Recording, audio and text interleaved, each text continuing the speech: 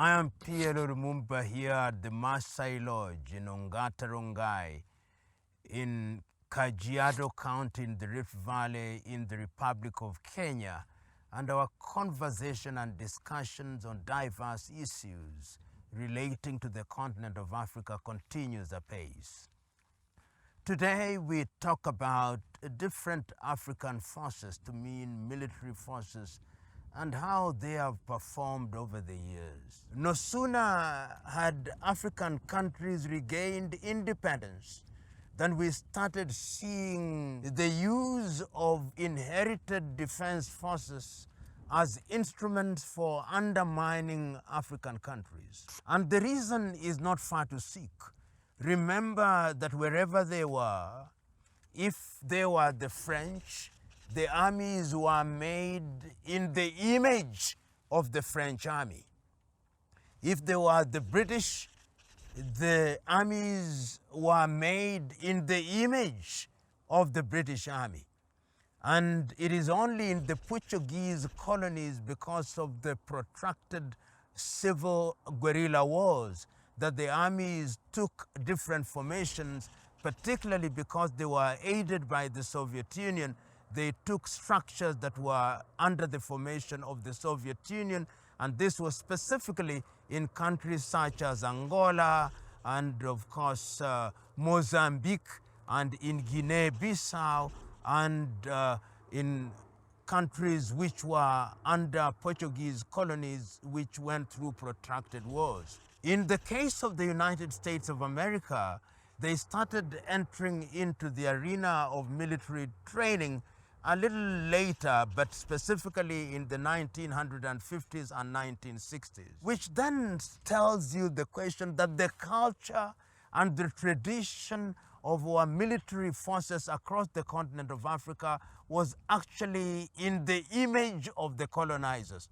And in a number of countries, of course, the colonizers also remained as trainers and as commanders. And let us start by looking at each of the countries specifically during the 1960s and understand and appreciate the role that that kind of training did lead to. In the Democratic Republic of Congo, the administration of Patrice Lumumba and Joseph Kasavubu inherited an army that had Belgian officers. And as early as 1961, there was a mutiny against the Belgian commanders.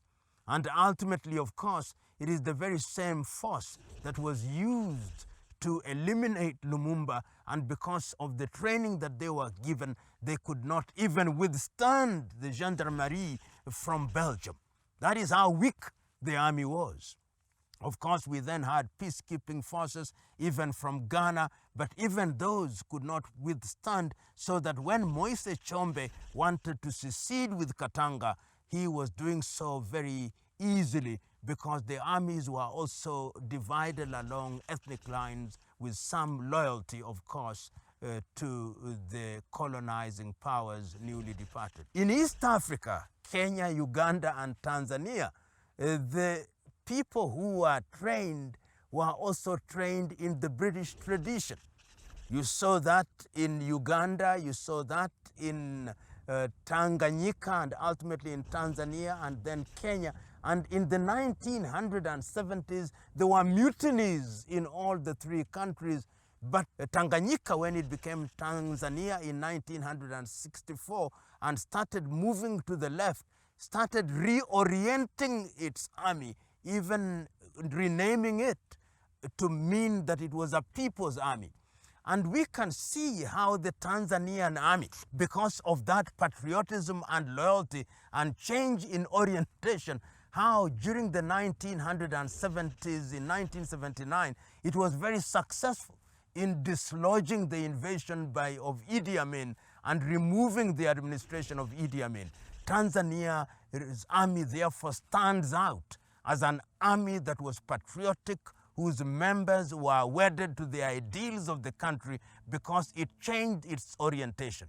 And that is very important to understand, because Kwame Nkrumah had said in 1963 that the army must be a part of the people. And the Tanzanian orientation was also derived from the People's Defense Force, the People's Army in China, with whom Tanzania had very close collaboration. Tanzanian army stood out in that regard. The other military formation that we can talk about as having been very effective, but even before we go to that, we can see that armies were also used because of their foreign orientation to cause chaos in Africa. We saw that with the army in Ghana, which overthrew Kwame Nkrumah. We saw that with the army in Nigeria, which overthrew Nnamdi Azikiwe and Abubakar Tafawa Balewa. We saw that with the army in Togo, which overthrew the administration of Sylvanus Olympio. And that tells you that when you have an army whose ideological orientation is foreign, then it becomes a danger to the country. But there is also something to be said about armies which are oriented in the right direction. In the 1990s, when there was trouble in Liberia, we know that the armies of West Africa under ECOWAS, under the auspices of ECOMOG, the West African Monitoring Group, succeeded in restoring order when there was a civil war in Liberia. That also demonstrates the fact that if African armies are united and ideologically directed, then they can be agents of peace and agents of change. We have also seen that during the civil war in Angola, of course, there was the aid of the Cubans, but the MPLA army was successful in ensuring that the South African apartheid forces who were supporting UNITA of Jonas Savimbi did not succeed because there was ideological depth. And that ideological depth is something that one needs in an army for it to succeed in the manner that is desirable. Angolan army therefore stands out in that regard. We also saw that in Frelimo, which was led initially by Eduardo Mondlane and ultimately Samora Moises Machel, when the renegade terrorist rebellious army unit rather than army of Alfonso Jacama of Renamo was being used by the apartheid regime. It was the ideological anchors of Frelimo that helped in ensuring that the Alfonso Jacama attempt at disrupting Mozambique was defeated. So one sees an Africa that has had armies that are capable of fighting and capable of ensuring that territory is protected. The Ethiopian army is also an army that we can talk about, and we know that there was a time when they were fighting with the Somalis, an unfortunate fight, but the ideological orientation was very important in that regard.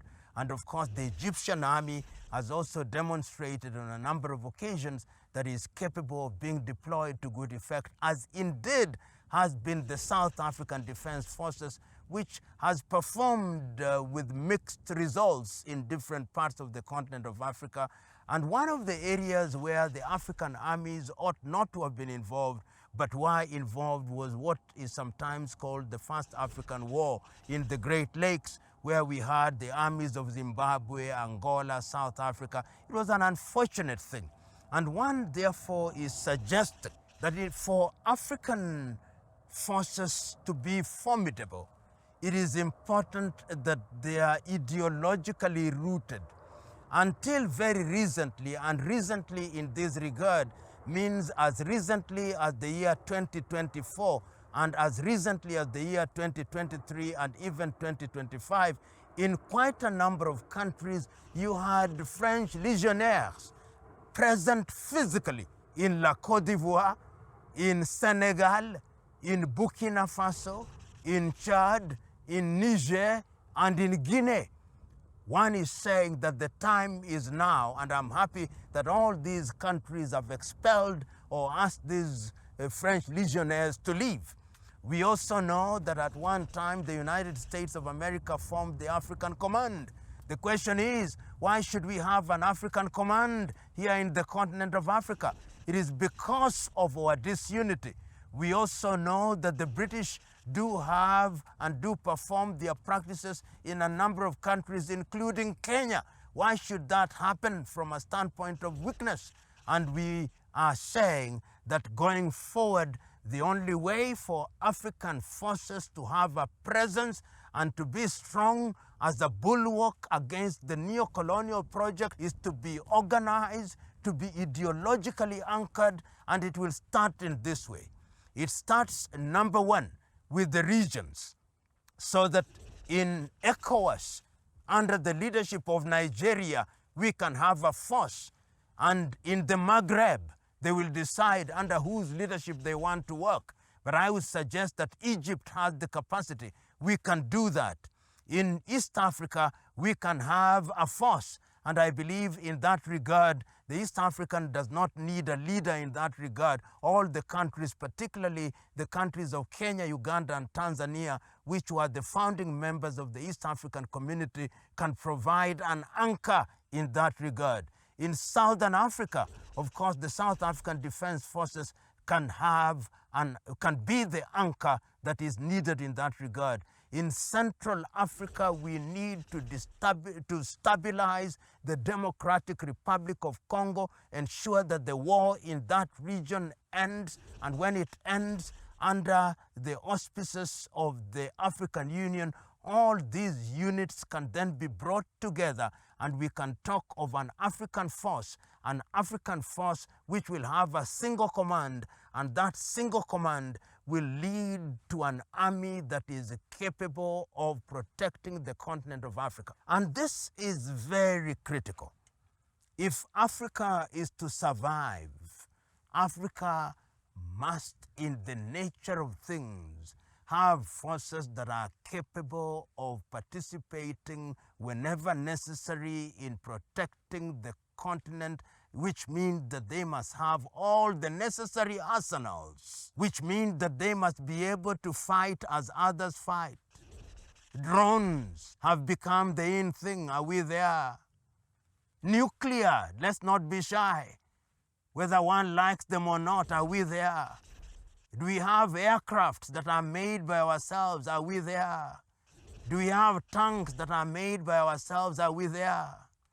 Do we have guns that are made by ourselves? Are we there? Do we have bullets that are made by ourselves? Are we there? We are not there. And ultimately, what is our ideological anchorage? When we talk about Ubuntu, can Ubuntu be the ideological anchor? I am because you are, so that when any other African country is in trouble, all African countries will come to their aid, because the world has demonstrated that when you are strong militarily, economically, and politically, that is when you will be respected. There is no other route. And I'm suggesting that the exhortation of the Osagyefo Kwame Nkrumah on the 25th day of May 1963 is the exhortation that we should use. One hopes, and if we must pray, one prays that the African Union will recognize that Agenda 2063 must also talk about military strengthening. It is only in that way that we will earn respect, grudgingly or otherwise.